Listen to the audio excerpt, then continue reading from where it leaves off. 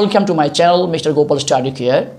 Today I am going to take the first history chapter of class 10 ICSE board.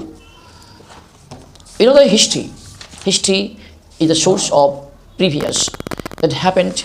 If we study, we can know our Indian history, ancient history, that make us good citizens. We can get some solutions from the history.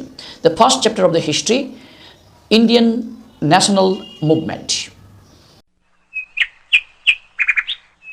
The process of British conquest of India, which began from mid of 18th century, that means after the Battle of Plassey, you know that the Battle of Plassey, the Indians are last Indian independent emperor Nawab Sirajuddaulah was defeated, and since then the East India Company began to set up his empire throughout India.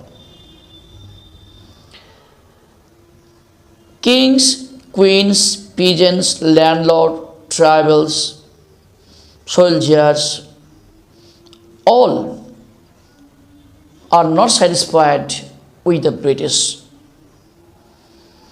When some parts of country and other did not raise in revolt again in politics and action of the British that harmed their interest or went against their sentiments of India.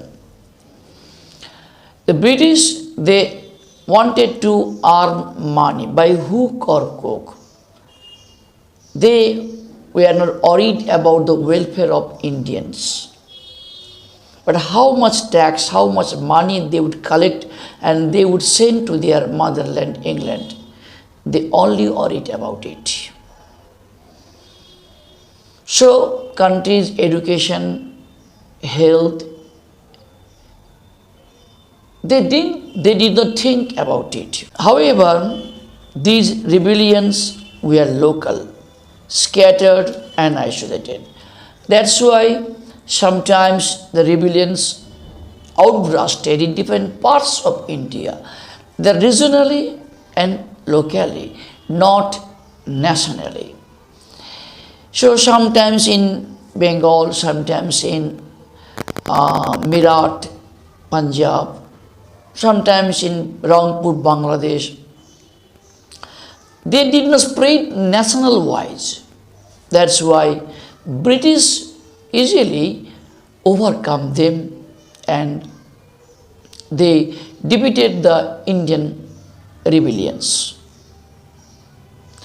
They did not pose a serious threat to the British. Nevertheless, these revolts established a local traditions of struggles against the foreign rules. Moreover, all peoples were not concerned about their future. Sometimes peasants against the British, sometimes Chuar revolt against the British, sometimes Santals fought against the British. But all of Indians did not fight against the British. This did not take a national form. This resentment to the British gradually ascending in the first war of independence, outburst in 1857, that is known as Sepoy Mutiny, in which not only the sepoys, soldiers, in which the peasants, landlords, jamindars, king, queens, soldiers all participated because they thought that their future, their benefits, for their benefits, they should fight against the British. When something outburst, why did the first war of independence happen in 1857? There are some reasons, there are causes. Some political causes, some economical causes, some religious causes there. The first 100 years of the British rule in India, that means you know that from the Battle of Plassey to Sipai Mutiny, 1757 to 1857, this 100 years long, East India Company, that means the British did not face any problem to conquer different parts of India. They easily conquered and they expanded their regime.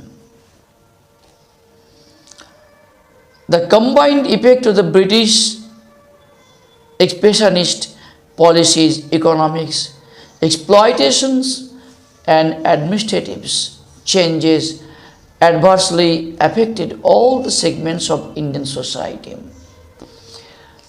As there was no revolt, no outburst among the common people, so the British became very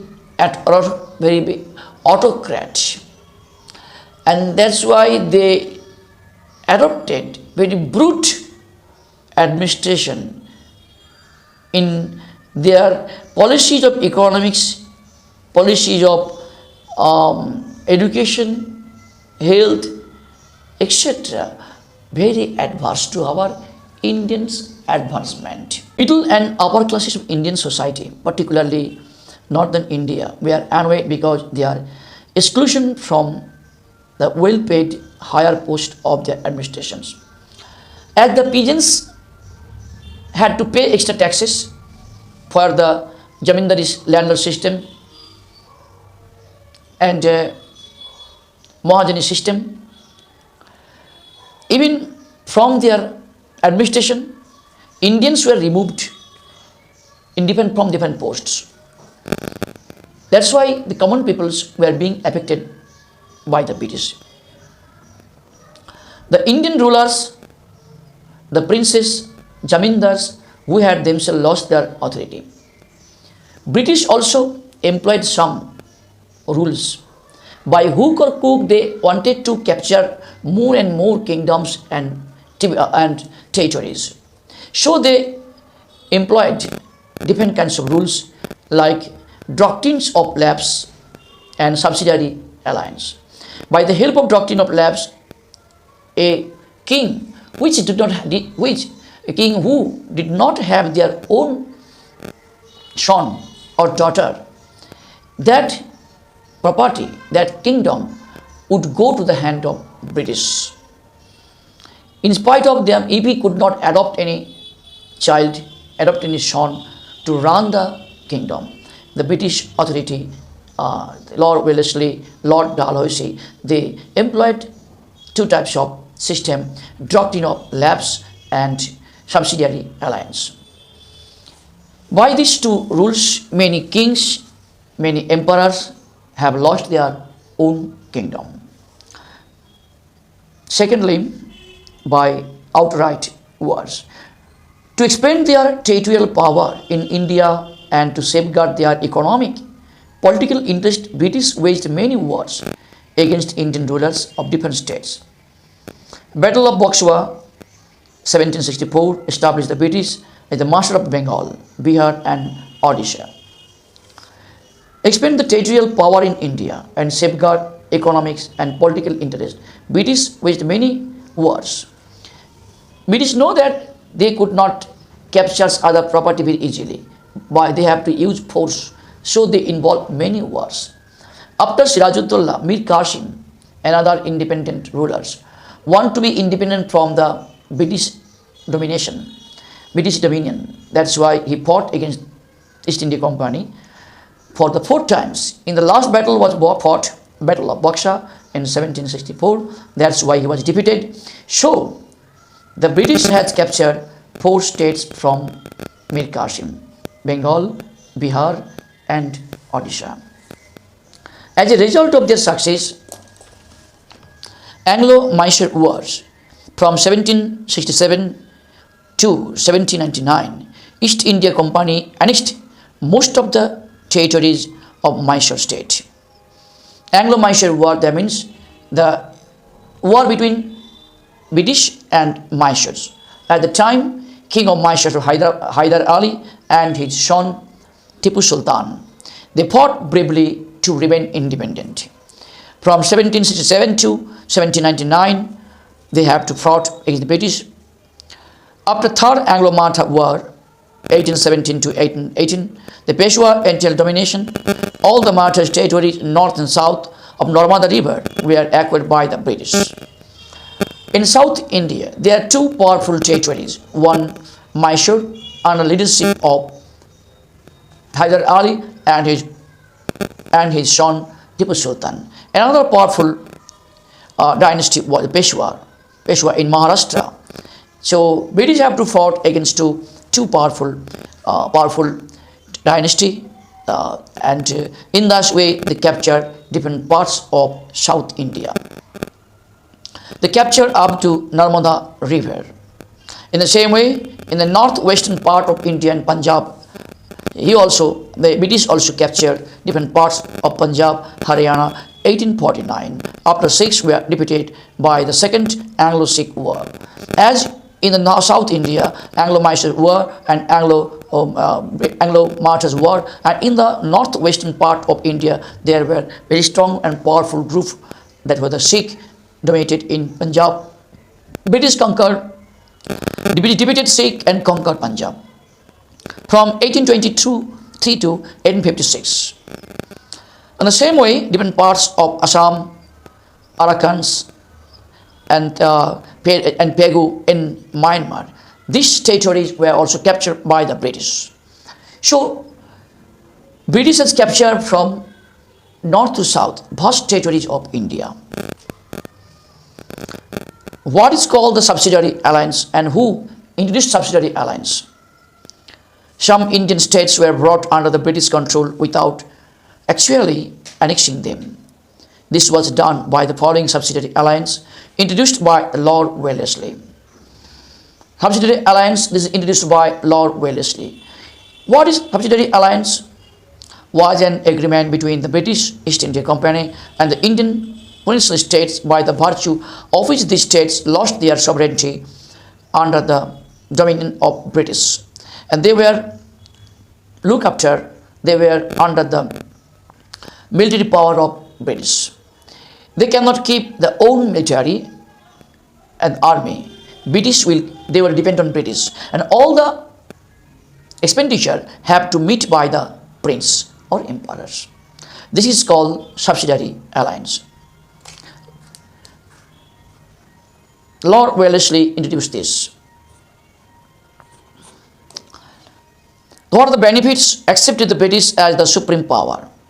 When you accept the subsidiary alliance, you are not a sovereign. You are under someone's dominance. British was your God. You have to bend down before the British.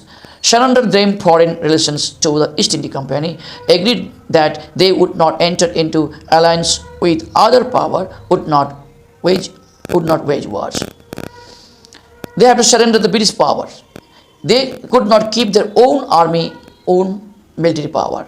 All the soldiers will be under the leadership of the British. Accepted the British resident at their headquarters, agreed not to employ any Europeans in their service without consulting company. Accepted the British resident at their headquarters. You know that in their palace they have to keep officials of British residency. He will keep vigilance on your activities. Agreed to maintain British troops at their own cost and virtually lost their dependence. This is the terms and conditions of subsidiary alliance. Secondly, the doctrine of lapse. Doctrine of lapse introduced by Lord Dalhousie. According to this doctrine, if any Indian rulers did not have their own heirs, kingdom would lapse, and that would hand it to the company's territory in India. That is doctrine of lapse. For this law, some king and queens had lost their own territories, like Jatipur, Sambalpur, Udaipur, and Nagpur and Satra. Principles of lapse were also applied to take away the titles and the pensions to rulers of some states. Legal titles of the Nawab and the Carnatics, Tanjores were taken away. So for the introduction of the doctrinal lapse, so the many queens and the kings have lost their own kingdoms as they don't have their own legal heirs. This is introduced by the British Lord Dalhousie.